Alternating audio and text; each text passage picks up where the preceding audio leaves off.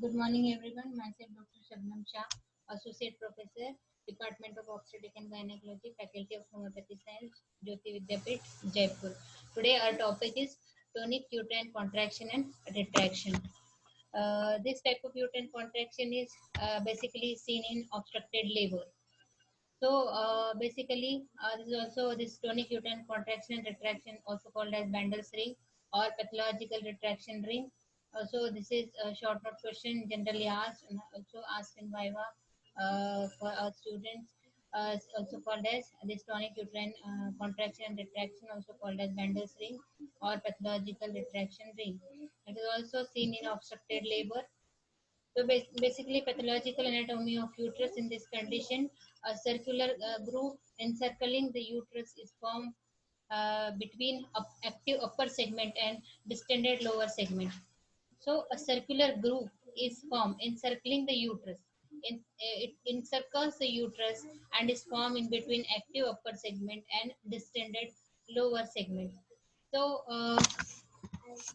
basically, in primary gravida, retraction further ceases in such condition whenever the labor is obstructed, and generally the uterine exhaustion occurs, and the contractions are contraction may continue for some time, and after the brief period of rest, they may renew. But retraction is somewhat less. But in multipara, retraction continues with progressive dilatation and thinning of the lower segment. This occurs in multipara. So there is progressive rise of Bandel's ring, and it moves near and near to umbilicus and ultimately to the lower rupture of uterus it may lead to. So clinical features, in clinical features, there are severe pain to the patient, and patient will be in pain for a long time, and the labor will be generally obstructed. In such condition, this Bandel's ring is seen.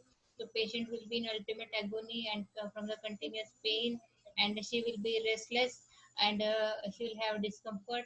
Again, if this continues for a long duration, then the features of exhaustion we can see. Again, ketoacidosis we can see because of the lack of oxygen. Oxygen deficiency will be there.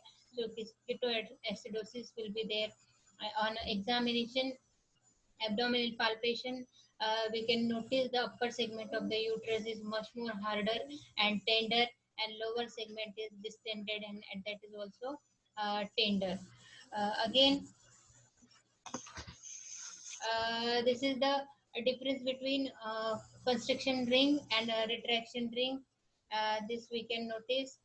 So in this constriction ring, it is basically manifestation of incoordinated uterine contractions, and this retraction ring, it is the end result of tonic uterine contraction and retraction. The cause of this constriction ring is undue irritability of the uterus, and retraction ring is generally seen in obstructed labor. Situation in constriction ring, generally junction of upper and lower uterine segment is it is present in between, but it may occur in other places also. The position doesn't alter in constriction ring; it is at the same point always. But in this retraction ring, there is the junction between upper and lower segment, and generally this ring moves upwards towards the upper segment of the uterus.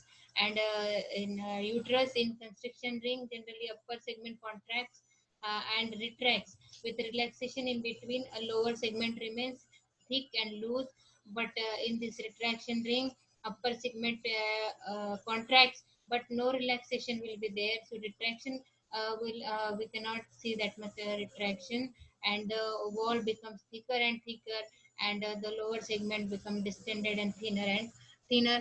We can see this is the very important difference between constriction ring and retraction ring. So again, pathological retraction ring means this Bandel's ring and constriction ring. The difference, this Bandel's ring occurs in second stage of the labor, but constriction ring occurs in any first, second, third stage of labor. Again, uh, this is the difference we had already. So many points mentioned. It is relieved only by delivery. Bandel's ring is delivered by delivery, and this constriction ring may be relieved by antispasmodics or anesthetics.